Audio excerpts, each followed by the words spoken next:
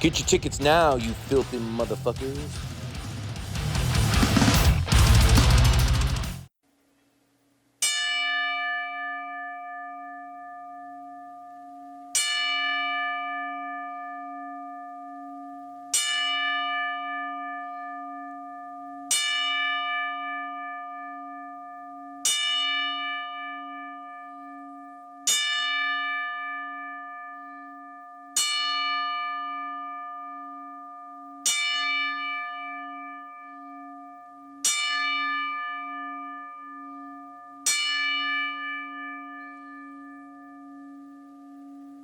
Welcome, everybody. Welcome back to Juice Pro Wrestling Podcast, episode 243. Remembered forever. That's right. It is a sad note that we bring this week. It's been, I don't even know how to put it into words exactly. So let's just fucking dive right into it. Last week, everybody involved in the professional wrestling community, whether you're a talent, a producer, a fan, family member, whatever, it hit us fucking really hard, right square in the nuts and giners. So we'll just start off with losing the legend, the man that had he not existed, I don't think fucking you'd have your deathmatch wrestling or your hardcore. At least it certainly wouldn't be what it is today. Terry Funk passing away. So we'll start right there. And my plan for this week was just to kind of talk about these guys and share some of our fondest thoughts and memories of them. So we'll start with fucking hardcore legend himself, Terry motherfucking Funk, who I might say I am proud to be, and this is the only time I'm proud to be born from in Hammond, Indiana. Hammond was as well. A lot of people may not know that out there, that Terry Funk was born in fucking Hammond, Indiana, till his pops uprooted the family and moved down, to the Double Cross Ranch in Amarillo, Texas. So little fun fact for y'all. For y'all's. But yeah, buddy, I think that one, and we're gonna get to Bray here too, because that's just fucking. Ugh. Anyways, the Terry one, that's one of those deaths that like shook the foundation of everybody in wrestling. The man had 50 years practically in the business, and there isn't one motherfucker out of any generation that could say anything bad about the Funker. I mean, he was a guy that retired like 20, 30 times. I think he retired at a bingo hall up here in Northwest Indiana like 20 years ago. Lost a bunch of loser leave town matches only to appear in that town later on. Yeah. But he's just one of those guys, man. That respect for him is mad, and it's out there, dude, like across the board. He's a guy that competed. I mean, if we're talking about former NWA World's Heavyweight Champion, and now that he's gone, I think we only have two sole surviving men that were traveling world champions. It's his brother Dory Funk and Ric Flair. I was just going to say that. Ric Flair ski. Yeah, I mean, with Terry passing, you had Harley Race, who just passed, a few years back. And so, I mean, you're going from territory days to WCW to ECW to WWE, and people might remember. He was even... Go ahead. Sorry. I was just going to say, he was even in WWF for a short stint right before WCW and All Japan. Yeah. Around that time. Dude, and I mean, even XPW, FMW, which... Yeah. That's one of my favorite moments in particular was, him and Onita and fucking exploding fucking power. Let's not forget the classic deathmatch tournaments with Cactus Jack, IWA Japan. Yeah, dude. King of the deathmatch tournaments. Oh, yeah. Like RF video. Yeah, for sure, man. For sure. He's one of those guys that just, he made that shit cool. I remember as a kid, like his rivalries with, in like the late 80s, early 90s with Flair, Oh my God, legendary. Just a tough son of a bitch, and just the way he talked. I could do a horrible Terry Funk impersonation. It's hard, man. Ric Flair gonna come at me. Dude, but he was so fucking tough as nails. It's just one of those guys as a kid, and I remember seeing that early shit and reading the old PWIs that were fucking bestowed upon me at an early age, and seeing him in the magazines, you know, and covered in blood, all that fucking shit. And then for me personally, really getting hooked on him at Barely Legal 97, ECW's first pay-per-view. You know what? Yeah. The triple threat match with him and Big Stevie Cool and I think Sandman, wasn't it? Was it Sandman? Yeah. I think so. That where he did the ladder spot? Yeah, he did the ladder spot. He wins that, and then he goes on to later in the night defeat a very young Raven, who's at the time ECW World Champion, right before the feed cut out. Yep. You know, so luckily we all got to see it, and it was so fucking cool. But that speaks volumes of why this man is so fucking respected, because throughout his tenure, dude, in the business, constantly putting over talent. Always. You know, young talent and doing, dude, he's middle-aged and crazy, you know, middle-aged and crazy. Fucking doing moonsaults in his 60s. Dude, like, yes. What the Off fuck? of ladders even. Yes, man. Like, Dude, no just fear. killing it. No. Constantly putting over fucking guys, young talent, man. Yeah. Like, so many people got the rub from fucking Terry Funk. And that's, you see it in like Moxley and Eddie Kingston and, you know, guys like the Joseph Samael, the Sheik, you know, and a plethora of fucking others, man. Yeah. It's one of those deaths. So, I mean, he was an older cat. He had some health problems. I had probably seen the writing on the wall when I heard he had troubles this year. Unfortunately, to say that sucks, but hey, it's the truth. People deal with it. So it's still a hard pill to swallow, you know, but definitely. I'm just glad at least like he lived somewhat of a full life and left the impact that he did. I mean, dude, not only in professional wrestling, movies, some of the classic movies, dude. Yeah. Roadhouse, dude. He was the man in Roadhouse. and Over the Top, dude. Come on. Dude, I forgot about that. Over the Top. Yeah, man. Fucking, it's just, it was weird, dude. Like, put your arm in the ground, you know. Yeah. Not this time, son. Hell yeah.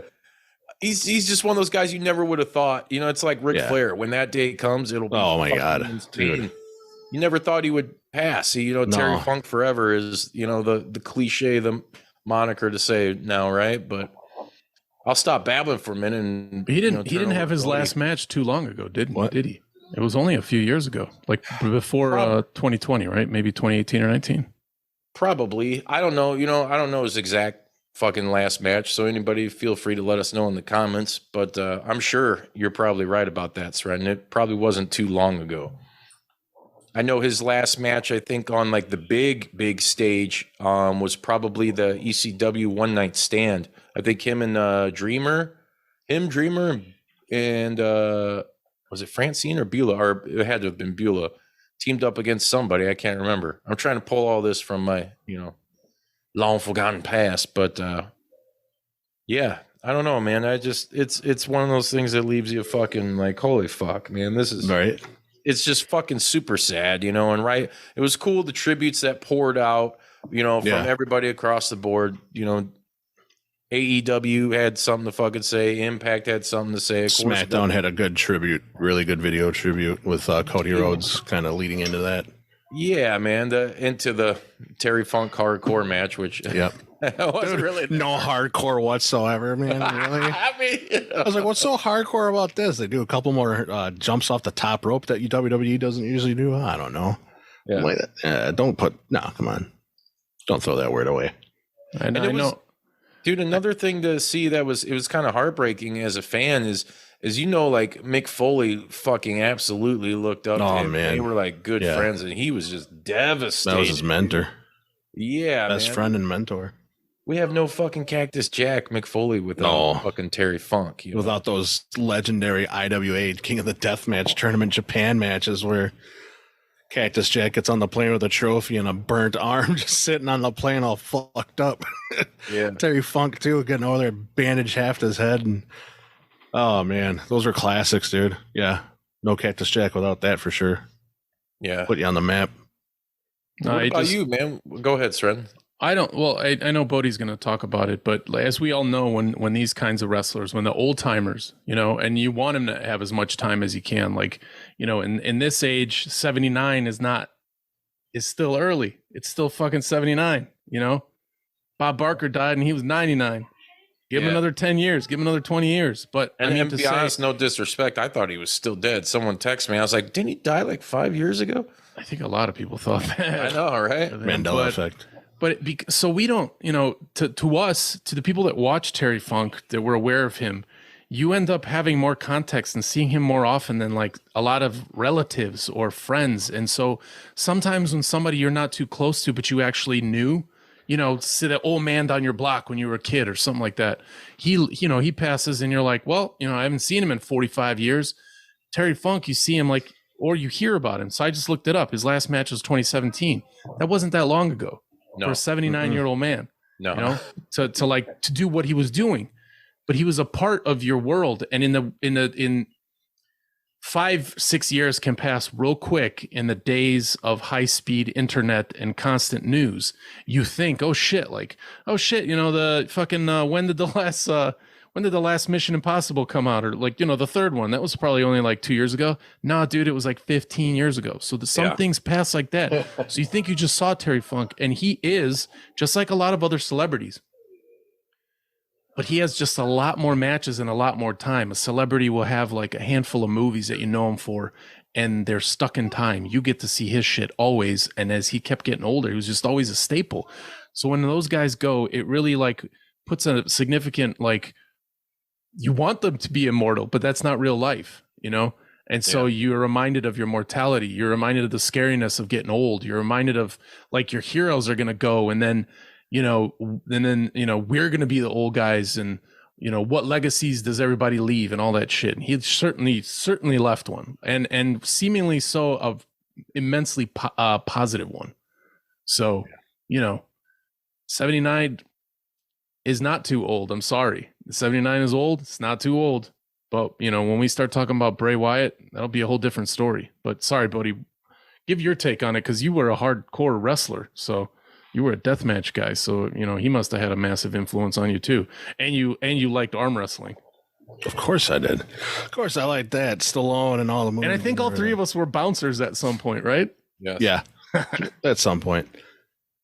Yeah. I don't even know where to start, because he definitely influenced me in liking deathmatch wrestling and adopting that form, him and Cactus Jack amongst many others. But mainly that's what drew me in, was those old PWIs and other wrestling magazines, and they have the little RF video catalog thing inside of it, just a page where you get all your King of the Deathmatch videos and things from IWA, Japan, FMW, all that shit, And I just ordered a few of those and was watching those King of the Deathmatch with him and Cactus Jack, fell in love, and I knew who he was before that, just seeing him here and there on early WWF programming, WCW programming. Yeah, he was on Piper's Pit back in the day. He was fucking awesome. He was. Yep. And just hearing his name, the Funk name, like, the Von Erichs, and just that's type of family. Yeah, so, legacy, man. Yep, legacy. So, and that's when I became a huge fan. I was watching those deathmatch tapes and then following his career from there. Like the legendary, one of my favorite matches ever in WCW from Clash of the Champions, I believe it's 9. That I Quit match he had with Flair, like one of the best I Quit matches I've ever seen. That just another notch of why I'm such a huge fan of his. He took Flair to the limit, and almost seemed like any time you needed someone to get taken to the limit, throw him the Funk. Let Funk get a piece of him. Yeah. Yeah. So he's a tough son of a bitch, man. Tough as nails, like old school cat. Just, he's one of them dudes where it's like, you want to settle something, you settle it with fists. You don't settle it behind a keyboard. You don't settle it with words. And then right after that, you help each other up and go get a beer. That's kind of dude he is. You know what I mean? Yeah. Like, just hash it out now. But I mean, then you just go on with his career, and I don't mean to just keep rattling off, but then he went to ECW and just made waves. His feuds with Sabu, like just some of the matches he had with Sabu, the no rope barbed wire matches, and him doing the neck spot and all that other shit. And it's just like, Jesus, dude, like he was still doing, how old was he when at that time? Like 50s? Yeah. Just like killing it, like showing everybody and leading by example, being a mentor, somebody that anybody can go to confide in or get advice, and he's not going to steer you wrong. He's going to do you right and do right by you. But to just show like everybody, like, you know, I'm not just here for publicity or check or anything. I'm here in it to win it. Pretty much. He wasn't there for himself, per se. You know, he was there for the business and, you know, to give people the rub and put them over, and he did. I mean, in one of those famous ECW spots, what's that one clip where they're throwing all the fucking chairs in the ring? Oh yeah, him and Cactus, and yeah, dude. Who were they facing? God, I wish I could remember. Was it the Eliminators? It might have been. I don't know. Remember? But yeah, just the chair spot, the infamous ECW chair spot. Yeah, man, was that a sight?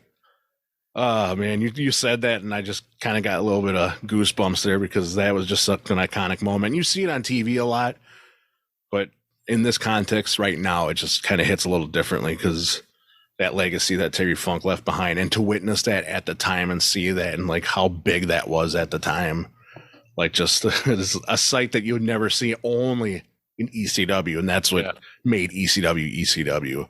Terry Funk being a part of that, he put his blood into that, and he, you know, left his notch there. And without, you know, Funk, I don't think ECW would have had that rub from him, like you were talking about earlier. Like he just made everyone better around him.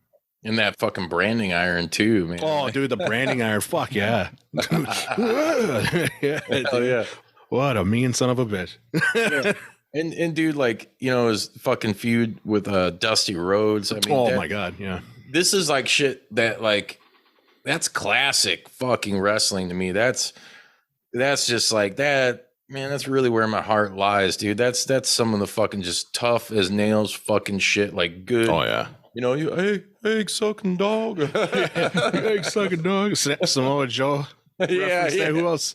Somebody, I think Kingston or somebody referenced it too. Yeah, dude. A bunch of people, man. But you got to. God, what a tough fucking loss, you know? Yeah. Yeah, man. Fucking Terry Funk, irreplaceable, dude. And the tributes, especially, you know, the biggest wrestling company in the world, WWE, you know, he's a Hall of Famer there.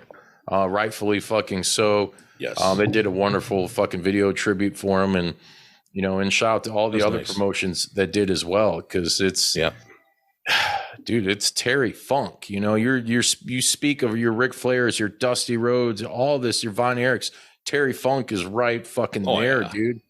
And I honestly think there's a lot of people that, whether we loved an ECW or even, you know, WCW, whatever, you know, NWA, all the deathmatch shit, you know, your FMWs, XPWs, all that shit would not have had, maybe, dare I say, the career they had without, you know, rubbing elbows and fucking going fisticuffs with fucking Funk. You know, I just, he made fucking people better. And the thing was, he was so well respected too. It's not like today where you hear drama in AEW, for instance, you know, like younger talent not wanting to fucking listen to the older talent for whatever reason, whether it's true or not. You know, you never heard that shit with him. It was like everybody, if Terry Funk was going to sit you down and critique you or tell you anything, motherfuckers were just probably sitting there like, better get a notepad.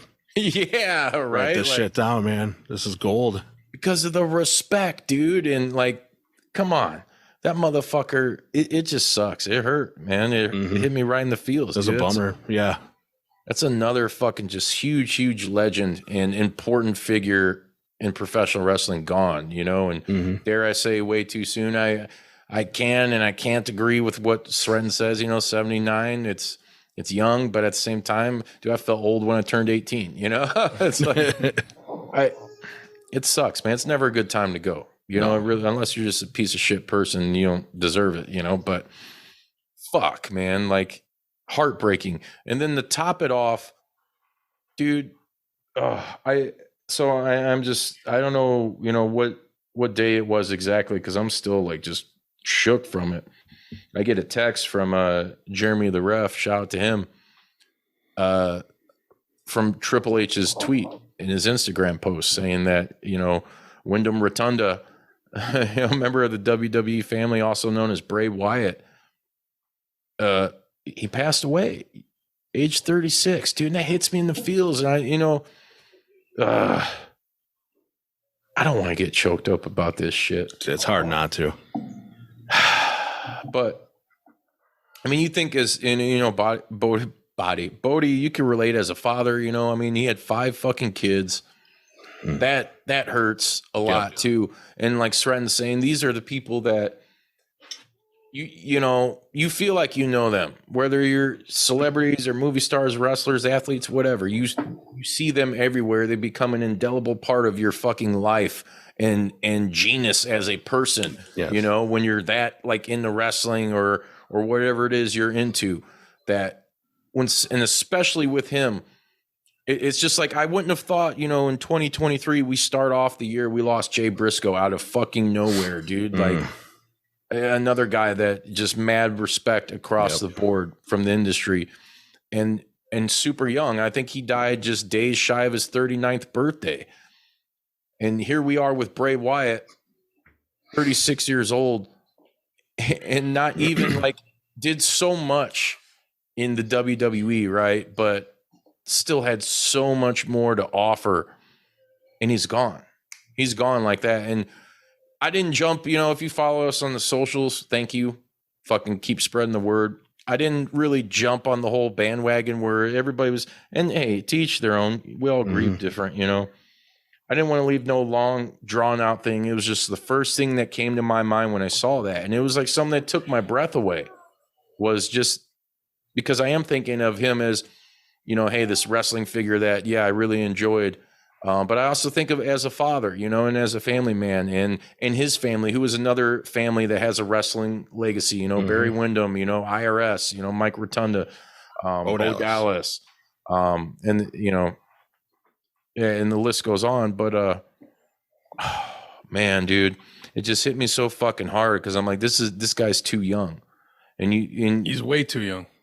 And you see, like, and I guess my point I was getting at, I wanted to save it more for this episode.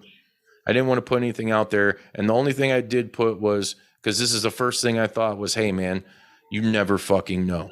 You never fucking know. You're looking at this person like he's immortal, this character, but he's also a fucking person, and he's gone. So grab your fucking loved ones. Tell them you love them. Like the littlest grudge bullshit in your life doesn't mean jack shit. Because tomorrow that person could be fucking dead.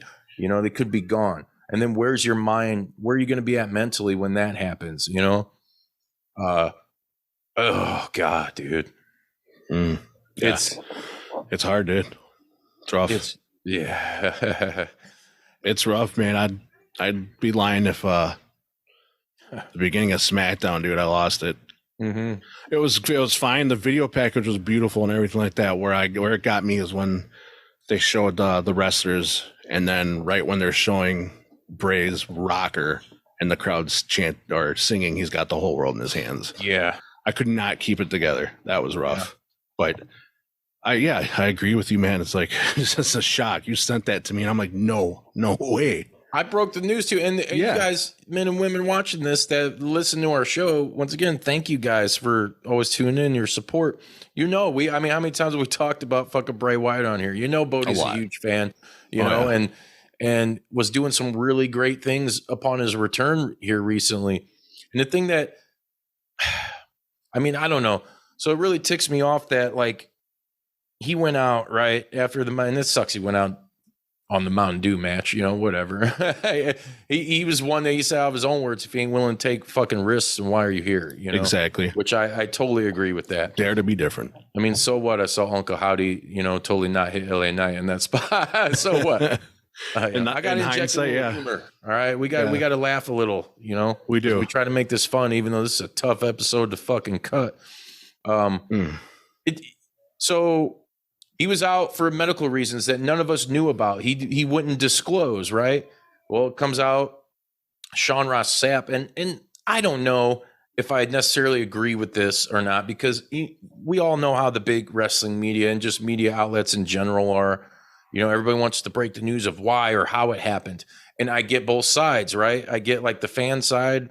You want to know, like, because it's just such a shock. But as far as privacy and family goes, but if you're a celebrity, do you really have that? No. But as a human being, you do obtained and deserved the right to have that. So I was kind of put off a little bit when it was like just instance, like, well, he died, you know, he had a COVID related problem. That was his illness that he had. They didn't want to disclose, and it exacerbated into a heart condition, which he ended up having, you know, a heart attack in his fucking sleep. Mm-hmm. And I mean, it was to the point where I just read today that they had a outside defib unit that police ended up finding in the fucking car, in his car. It's just so fucking weird, and it freaks me out because with that shit, and I'm not, you know, not a political guy, any of that bullshit, man, but it scares you when you think all these people are like vaxxed and then they get these problems, these extreme problems from fucking COVID, and whether it's the vaccination, none that's been proven or anything. It all kind of seems, it seems a little weird to me, you know. 36 is really fucking young to go out the way he went out, and especially due to shit from COVID, man, it really makes you fucking think. I didn't like how the news was broke so fucking quick. Right. I know it said that his family did want some clarity thrown out there for his fans. They, you know, but yeah, I totally agree with you. Which is cool, and I appreciate the family for doing that because, dude, I see both sides. You know, I try to every time. You know, I'm on that fan side where, yeah, I want to know because this is fucked up. Yeah, I'm fucking. I feel this weird void because of it, and yeah, I mean, it is what it is. We know why now. It's just it doesn't make it any easier. No, Bray was one of those characters, and I wasn't by no means like a super huge fan, but I was definitely a fan. I mean, if you think about it, he's the only guy to come up from NXT with the original gimmick and actually make something with it. Oh yeah, you know. Like that Wyatt family thing was so unique, good. So original, so Hills Have Eyes-ish. Yeah, mixed with in his look and everything, mixed with so good, like Cape Fear. Yeah, you know, Cape Fear mixed with like Waylon Mercy. Yep, mixed with Jake the Snake Roberts. You know, like because a lot of the good stuff. And Undertaker had all that stuff in there. And what a couple weeks or a week ago, we're talking about who is that character that can take over for the Undertaker to continue that dark character legacy and actually do it justice. And I would love to know what Taker said to him, you know, on Monday Night Raw when he walked out. That was not too long ago, a couple months ago, a few months, whatever it was. I'd love to know what he said, you know, like passing of the torch type deal. And I think Taker seen it, and everybody's seen it. He was one that could have carried it to the next level and made it believable within the realms of believing in professional wrestling storytelling, you know, like, dude. Suspend your disbelief. Exactly. Like so creepy, yet so everywhere. You've seen elements of all these guys we just mentioned within his character. And the thing that really got me too, as far as like promo and shit, like, nah, man, you know, that ain't what's going on, man. Like, truth teller, storyteller, just, oh my God. But he never had to yell. That's what reminded me of Jake. It was like this sadistic, but calculated and hyper intelligent, but you still felt he was a little off his fucking rocker to where you were intrigued, you know? And that's one of the things that a lot of rosters lack everywhere, whether it's Impact or, you know, AEW or WWE in the last 20 plus years, is that type of character. Someone that grabs you in. Look what happened with the White Rabbit thing. Oh my God. That was nuts. It was insane, and it got you to invest in, you know, what was going on in his return and all that. That was one of the best return ideas I've ever seen. Yeah, man. Especially with the use of technology with the QR codes and shit. You know, I ate that right up because it led you down a rabbit hole with different clues and everything. And we even talked about it on the show. Different episodes. I was always updating. We were always updating people on the QR codes and the White Rabbit and what's coming up next and what it links to. Yeah. Pretty awesome shit, man. Really deep thought put into that. And then, just when he had that contest or something a few years ago where he said he did a series of backstage promos in like 2016. And he's like, there's one line in each promo that doesn't belong. You can find them. It'll bring out like a secret message. And I think they found it. I think they actually did that, but I'd have to look that up again. But stuff like that. who thinks of that shit? You know, who thought of that stuff? Like, just way ahead of the It's curve. hard. It's also hard to, when you talk about and you want to talk with respect about somebody who's a father and young and not around anymore, ever, forever. He's gone. Yeah. And you want to be respectful, but you will also feel the loss of the potential of his mind, the creativity, where he could have taken wrestling, how that all the different threads he could have like created that other wrestlers could have pulled, like who he could have influenced in the future, where he could have gone. You know, it's like when somebody goes too soon, like imagine if they had another fucking 50 years, 40 years, 30 years, you know, just for the thing that we all enjoy. Yeah. You know, just for making making the world more entertaining millions of fucking people, like making millions of people life more interesting and happier, and having something to watch during the week and having something to get your mind off your fucking the shitty parts of your life. Like he, you know, he brought all of that stuff and scaring the shit out of you if he scared you, you know, enjoying his artistic like mind, even like with the masks and with anything else, with the lighting, with everything he did, and the chances he took to have the balls to take swings with some of his creative stuff. Because creative people, man, people swing and they miss a lot of the time, and it's cool when you see people hit shit. And he just was, you know, it. Like I said, with no disrespect at all, the loss sucks because there was so much, but he had so much potential. He was just, for somebody that's been doing it for a long time, he just got started. Yep. Yeah. I agree with you. I totally agree. He, oh man. And I saw somebody fucking tweeted this shit out. It's like, do you think Bo should keep going on as Uncle Howdy? And I'm like, dude, my instant reply was like, no. You know, out of respect, dude, that maybe not that he couldn't do it, but maybe I don't necessarily think he couldn't. I don't mean that in a disrespectful way. What I mean is like that creativity, that universe left with Bray. Yeah. How do you go on telling that story? Or he would have to continue his own story as the legacy. Maybe, you know, continuing what Bray Wyatt started and kind of, but doing it in his own way. You could do it definitely like that if Bo wanted to do it, but I mean, when he's ready and whatever he wants to do, you know, like it's rough right now. I just think the Uncle Howdy thing, all that. Yeah, you can't. That died with Bray, man. That, you know, it's all that shit. Yeah, the Fiend and all that. I mean, dude. I was even thinking like, if Alexa Bliss comes back, would we want to see that version of her again, or is that, you know, do we put that off to the side and be like, we can't, you know, it's not the same without, you know, out of respect, out of respect, yeah. Leave it alone and don't have any chance, because WWE's done that a lot with people who have died, you know, and legacies. Don't fucking tarnish it in any way. Right. You know, there may have been some things people may not have liked over time through Bray's tenure, but you know, 90% of it was good and people fucking enjoyed, you know, like just one of those crazy creative fucking minds. And it was so cool too to see so Danzig's Seventh House, Maurice, the guy that runs it, he's basically Glenn's right-hand man. I had a picture of him and Bray backstage with one of Maurice's kids, I believe, you know, throwing up the horns. And straight from the man himself, like Glenn was like, man, it's, you know, shocking, heartbreaking to hear, you know, that Bray's gone. He's like, I had plans. I wanted him to be the lead in my werewolf biker movie. Like, that movie probably would have sucked because Glenn doesn't make good movies, but that would have still been cool. And I'm looking at it more and more, and I'm running through my head. I was like, man, what could have been possible with him, you know? Yeah, there's a lot of good tributes out there. At the Arsenal soccer game, they played his music at intermission, and I gotta say, I gotta give up the House of Black doing his entrance, coming out with the lantern with the fireflies inside of Wembley with 81,000 people. Gave me fucking goosebumps. Brought a tear to my eye too, dude. I'm not even lying. I was like, man, that was powerful. Really, really good tribute by them.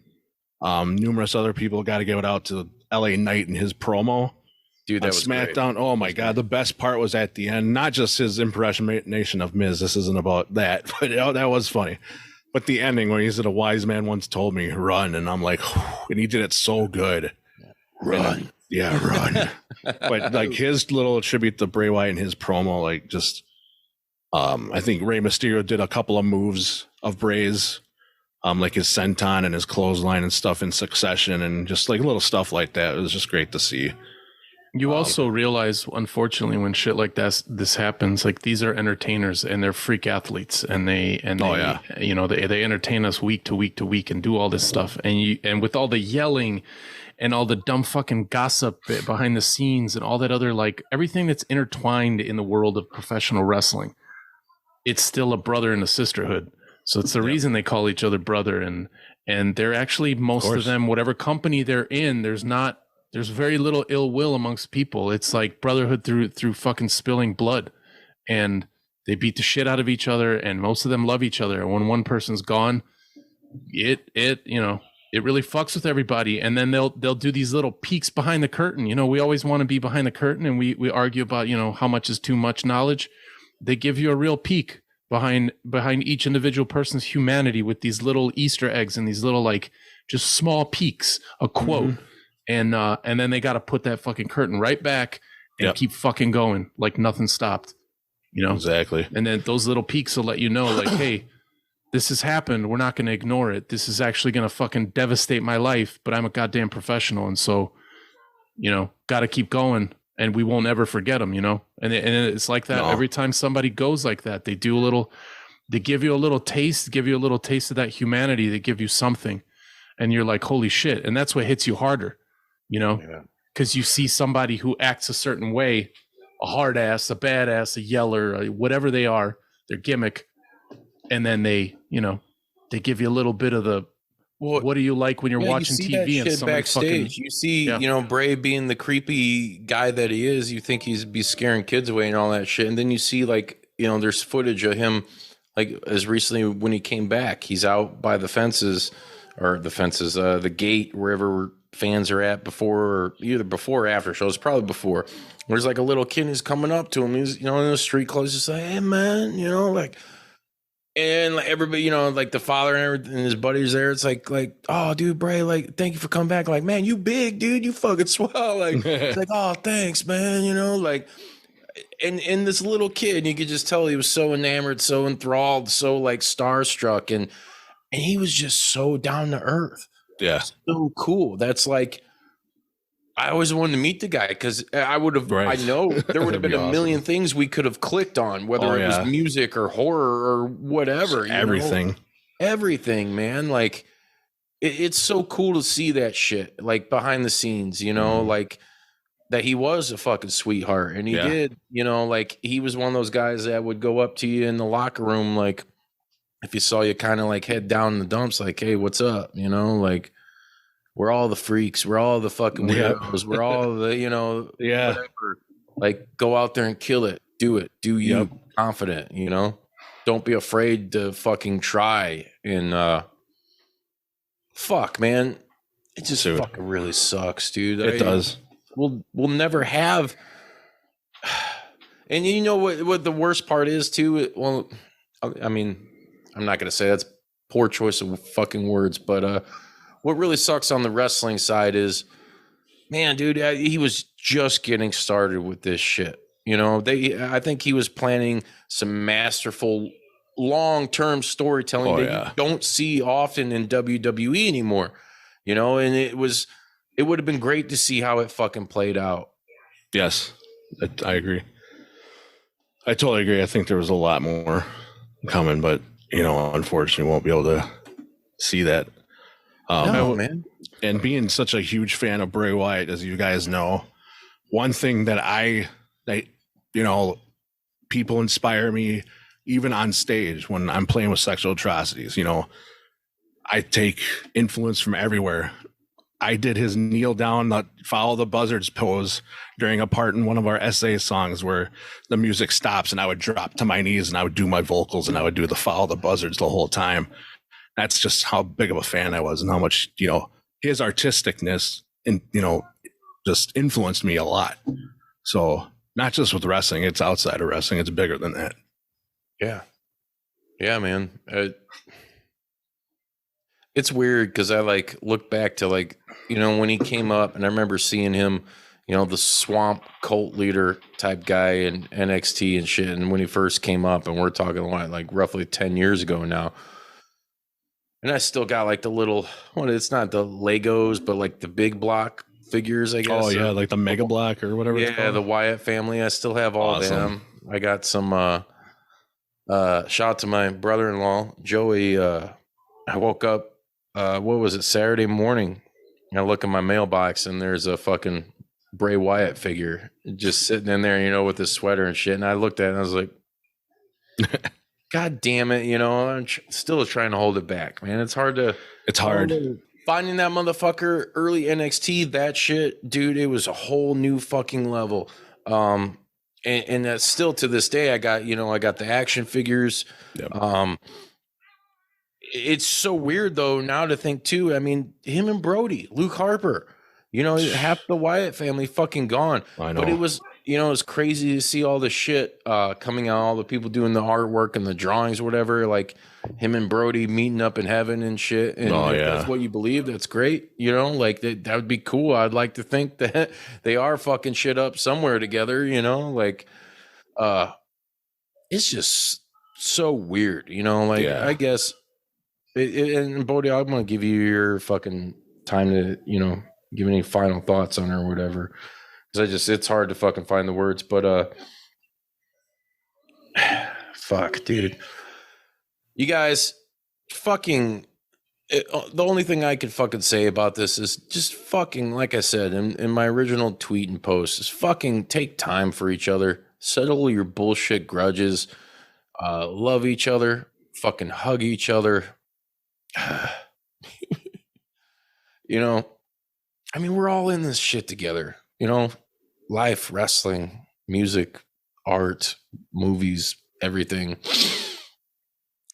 But no one's got time for bullshit, No one has any time for that. So please, just if you take anything away from this fucking episode, I know we fucking babbled a lot, whatever. Just fucking be kind and love each other and take care of your own, take care of your fucking family. Be there for your fucking family. Be there for your fucking friends. Sometimes you may even think they might not need it, but everybody needs it. That's the only thing we can fucking do. And only then we will have the whole world in our hands. That's all I got to say. Yeah. If I had anything final to say about it, just I've lost one of the greatest minds. Just artistic creativity, abundance, and everything you just said. You never know. So make sure all those grudges go by the wayside. It's all bullshit. Just give your loved ones a hug. Fuck you guys. Thank you. Until next week, you know where to follow us. We're out.